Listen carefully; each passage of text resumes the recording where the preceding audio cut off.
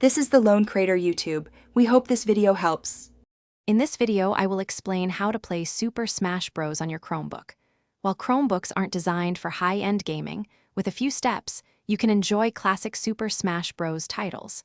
We'll walk through enabling the Linux environment, installing an emulator, and getting your game running smoothly.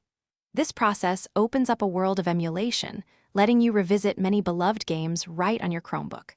Let's get started. First, you need to enable the Linux development environment on your Chromebook.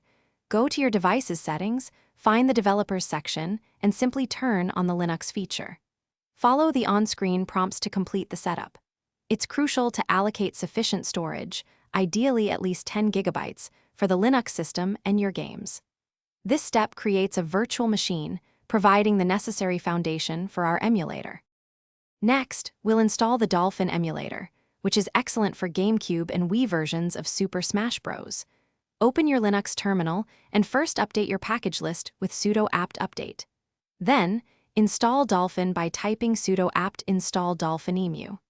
This command downloads and sets up the emulator, preparing your Chromebook to run these classic fighting games. Dolphin is a powerful and widely supported emulator. Finally, it's time to load your games and play. Ensure you legally obtain your Super Smash Bros. Game files, for example, by dumping your own disks.